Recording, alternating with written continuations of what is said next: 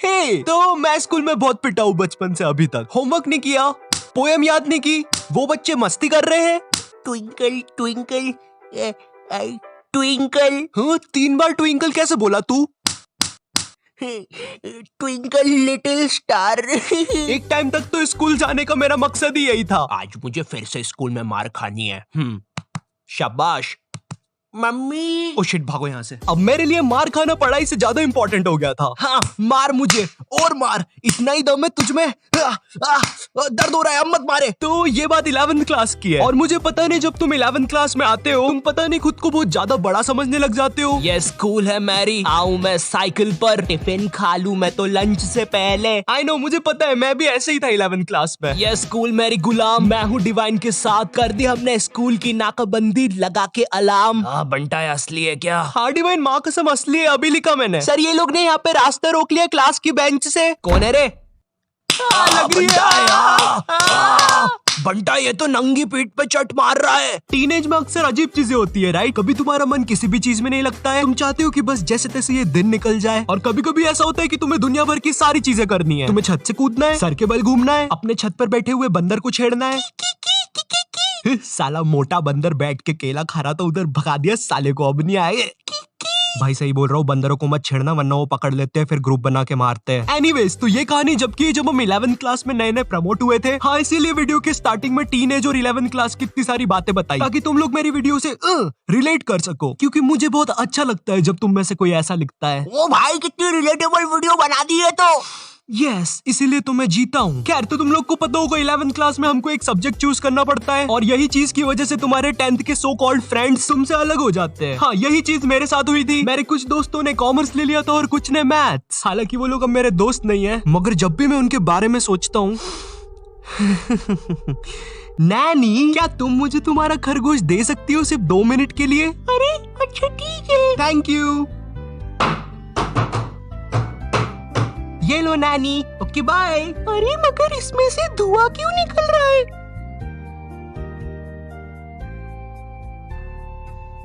Naughty type of topic जाना बंद करो। सॉरी, अब हमारे सब्जेक्ट अलग होने से हम लोग की क्लासेस अलग अलग लगती थी।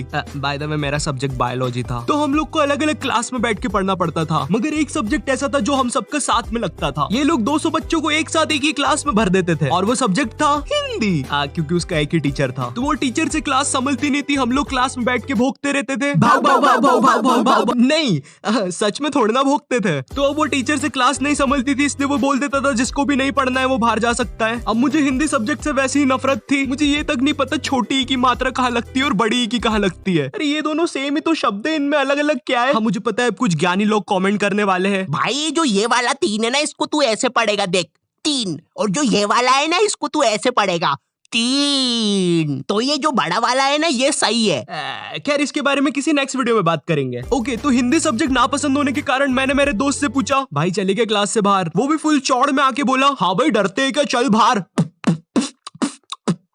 इसकी कोई जरूरत नहीं थी। तो अब हम दोनों उठते हैं क्लास में और टीचर के सामने से फुल चौड़ में बाहर चले जाते हैं, इसी गलत फहमी में कि हमें देख के बाकी बच्चे भी बाहर आएंगे। कोई नहीं आता है बाहर, अब हम दोनों अकेले, हम दोनों को पता नहीं क्या करना है। तो हम दोनों की फटती है, हम दूसरी क्लास में जाके पढ़ने लग जाते हैं, क्योंकि भाई मेरी स्कूल का जो फादर था ना, वो इतना खतरनाक था, उससे कोई नहीं बच पाता था।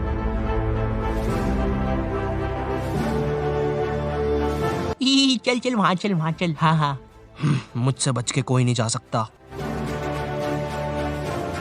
हाँ, अब बच के कहाँ जाओगे?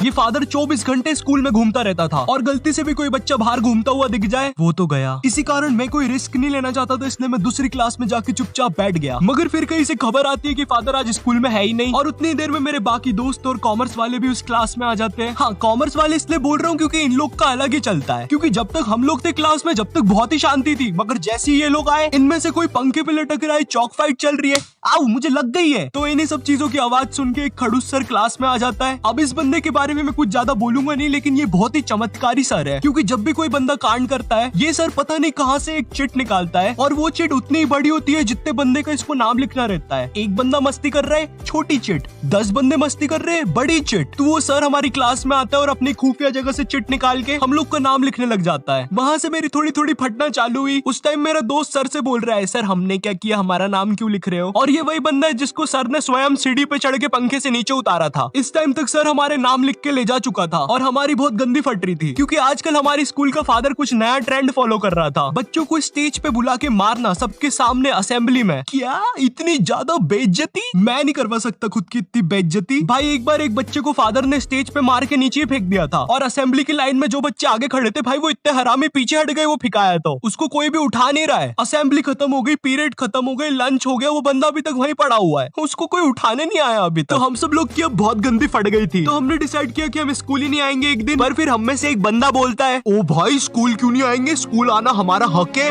हाँ अपन एक काम करते हैं, अपन असेंबली के बाद स्कूल आएंगे, क्योंकि कल स्कूल में क्रिकेट मैच भी है, तो मुझे मेरे डोले शोले सबको दिखाने हैं।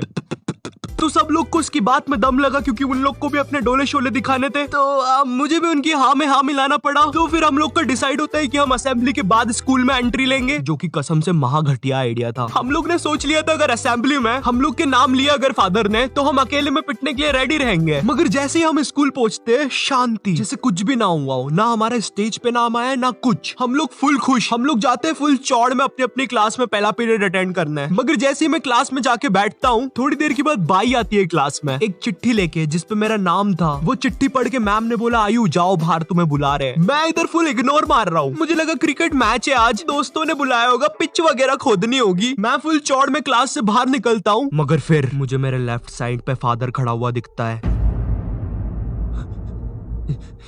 ये नहीं हो सकता।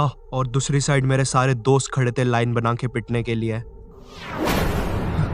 ये क्यों हो रहा है हमारे साथ, और मैं ये लाइन में सबसे आगे क्यों खड़ा हुआ हूँ? तो अब मैं कुछ कर नहीं सकता था, इसलिए मैं भाग के लाइन में पीछे चला गया। भाई मैं नहीं मर रहा सबसे पहले। थोड़ी देर के बाद फादर हमारे पास आते हैं और हमें अपना अपना बैग लाके स्कूल से बाहर जाने को बोलते हैं, जो कि काफी अच्छी चीज थी अपनी क्लास के सामने मार खाने से। तो हम जैसे ही हमारा बैग लाने पलटते हैं, मेरा आई कांटेक्ट हो जाता है मेरे एक दोस्त से, जो कि बहुत अजीब मुंह बना के जा रहा था। वो देख के मुझे बहुत गंदी हंसी आ जाती है और मैं जम से हंस देता हूँ, और वो मुझे देख के हंसने लग जाता है, और हमारी हंसी फादर सुन लेते हैं।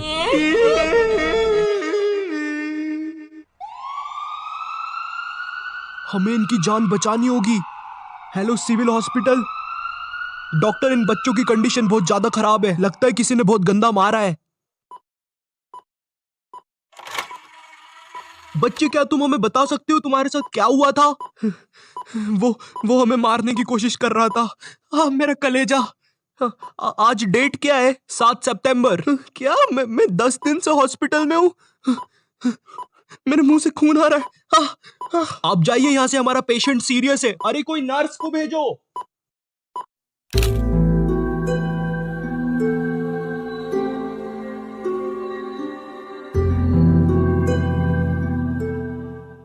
इस हादसे के बाद स्कूल को बंद कर दिया जाता है और फादर को मेंटल हॉस्पिटल भेज दिया जाता है। इस हादसे के बाद ये भी पता चलता है कि स्कूल कब्रिस्तान के ऊपर बनी हुई थी। सूत्रों के हिसाब से पता चलता है कि फादर कभी भी मेंटल हॉस्पिटल से भाग सकता है और वो वापस आकर उन 2 बचे हुए बच्चों की भी बलि चढ़ा देगा।